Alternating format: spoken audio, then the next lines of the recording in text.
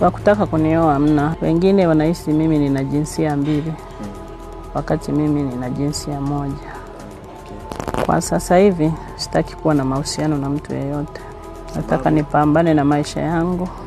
Kwa majina yangu naitwa Elisi Mkelebe.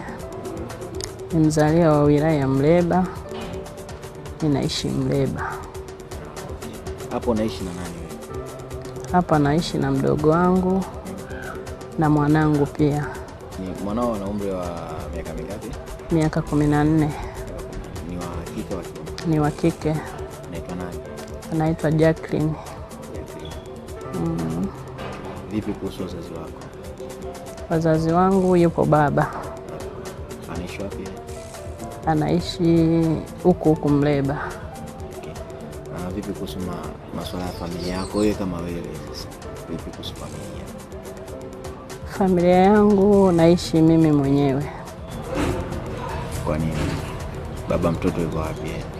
Baba mtoto tulitengana. Kwa kweli muonekano wangu ni kitu ambacho nilipewa na Mwenyezi Mungu. Kwa hiyo nikakubaliana na hiyo hali. Nimekubaliana nayo, naishi nayo. Kwa hiyo nimekubali matokeo. Na ulianza ku experience huo muonekano lini, au ulianza kujua kuwa una ndevu au ndevu zilianza kuota ukiwa na umri gani hapo? Nilikuwa na miaka 19. Ulikuwa ni mwanafunzi wakati? Nilikuwa form 2. Ilikuwaje mara ya kwanza unaona sasa ni msichana lakini unatoka na ndevu, ulichukuliaje uswali? Zilitoka ndevu kama 2 au 3. Zikaanzia shingoni, baadaye zikawa zinapotea zinarudi. Lakini baada ya hapo zikaenda zikaongezeka. Baada ya muda ndo nilihitimu form 4. Nikawa nimeolewa. Kwa hiyo baada ya kuolewa nikawa nazinyoa hizo ndevu. Kwa hiyo baada ya hapo zikaenda zinaongezeka mpaka mnavyoziona hivi. Na mwanaume wako kwa kipindi hiko wakati unakuwa naye ulikuwa na ndevu kama kawaida kama hivyo ulizokuwa nazo sasa? Nilikuwa nazo lakini nilikuwa nanyoa mara kwa mara. Ni kwa nini ulikuwa unatoa sasa wakati? Kwa sababu nilikuwa na mwenzangu. Ndio upendi kukaa na ndevu. Ndio. Kana na ndevu watu wawili. Ukachukulia ni kitu ambacho sio cha kawaida. Kwenye familia yenu nyie kuna mtu yote ambaye ana muonekano kama kwako? Wapo lakini wanazo kidogo, sio nyingi kama za kwangu. Ni nani kwanza ambaye iko nazo? Kuna shangazi zangu 2. Wako hapa Mleba? Hapana, mmoja yupo Dar, mwingine yupo Moshi. Wadau unaweza ukatuconnect naye tukifika hata kumuona tu. Yule ni mkali da. Unaweza kuongea naye tu, bwana kuna watu wamekuja kunitembelea wanataka kuona na wewe. Naweza kukubali. Hawezi kubali. Wote ni wakali hao. Na mwingine? Na mwingine ni mdogo wangu ila na mwenyewe ananyoa, na mwenyewe yupo Dar. Yupo Dar. Anazo nyingi kama ambazo? Hapana, bado ni kidogo, bado ziko huko chini.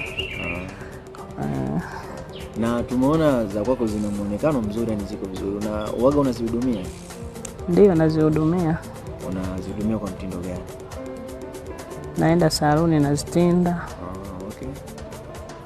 Alafu kuna mafuta napaka. Kwa wiki uwaga unaendaga saluni mara ngapi?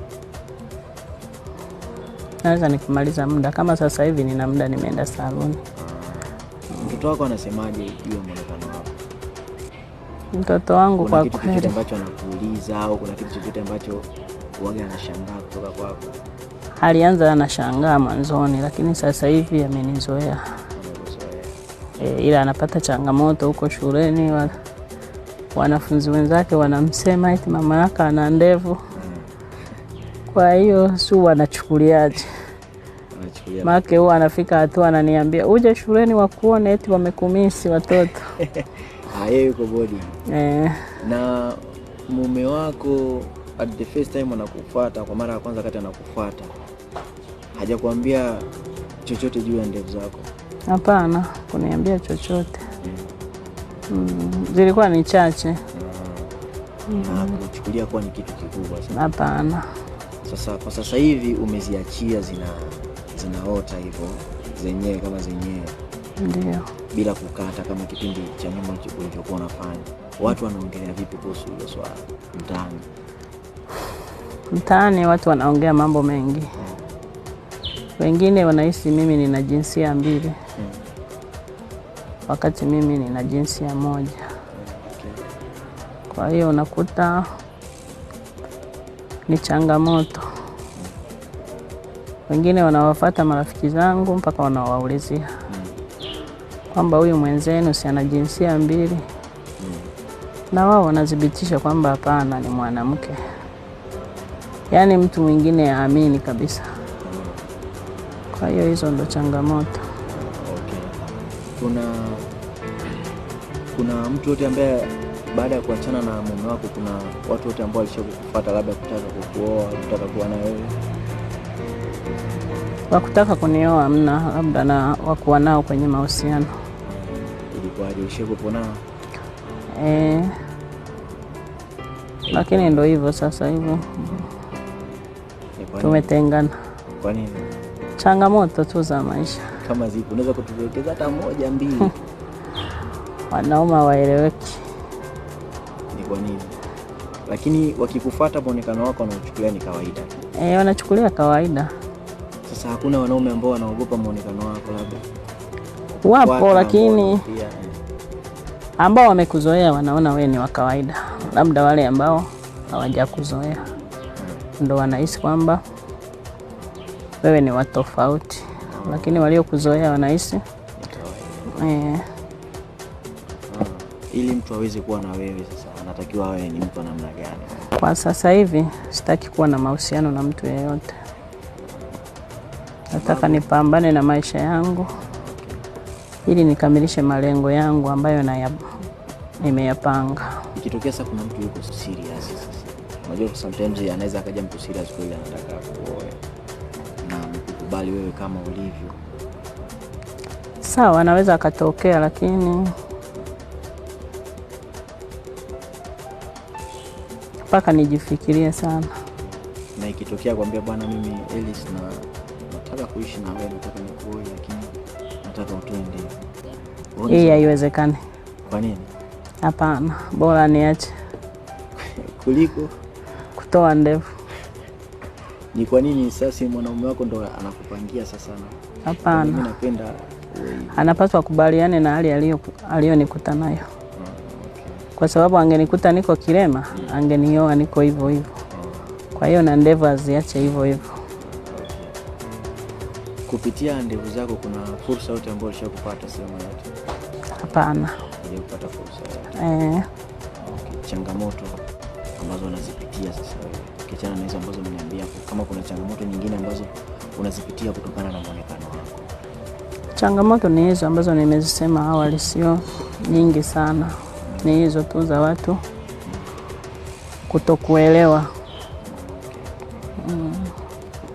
Labda kama kuna kingine cha kumalizia ambacho mimi sijakuuliza, ungependa tushirikishe? Sasa bado mazungumzo yataendelea, lakini kama kuna chochote ambacho unapenda tushirikishe, tunaomba tuambie. Watu hawajajua sasa unafanya biashara gani? Biashara yangu ni ya kuuza nguo za kina mama na watoto. Basi sawa. Mtoto ni lini tunaweza tukamwona mtoto wako? Mtoto yupo shule, labda akifunga mwezi wa 4. Dada Ellis, Abe, kuna haja ya wewe kubadili muonekano wako labda? Hapana. Ni kwa nini unahisi ukaa hivyo hivyo ndivyo ambavyo unatakiwa? Mimi nitakaa hivi hivi kwa sababu hii hali mimi sijaitafuta, nilipewa na Mwenyezi Mungu. Kwa hiyo nakubaliana na hii hali, ndio maana napenda kukaa hivi hivi nilivyo. Kuna wanawake wengine wapo katika hali kama yako na wamekuwa wakijificha sana. Wengine wanatoa ndevu au wengine wanakuwa wanavaa nyingi muda wote. Ona lipi la kuambia au lipi la kuwashauri? Nawaambia wajikubali, kwa sababu hiyo hali wao hawajaitafuta, walipewa na Mwenyezi Mungu, kwa hiyo wakubaliane na hiyo hali. Basi baada hapa tukishamaliza mazungumzo hapa, tutaona twende saloni tukatinde tuone tunavyotinda. Twende. Tuliweza kupata nafasi ya kuongea na kinyozi wake na hivi ndivyo anavyosema. Naitwa Jackson Simoni Damian, kazi wa Mbeba.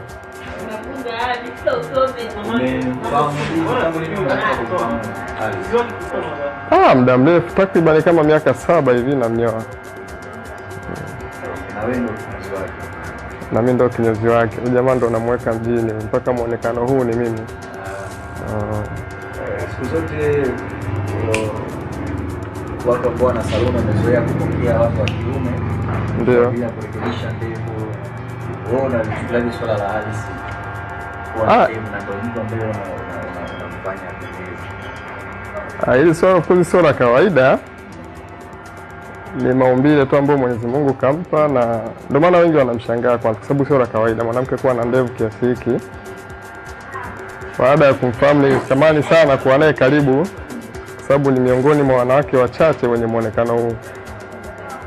Kwa hiyo tunaishi naye kama tunavyoishi na watu wengine. Mwisho wa siku yeye ni msichana hata kama ana ndevu nyingi.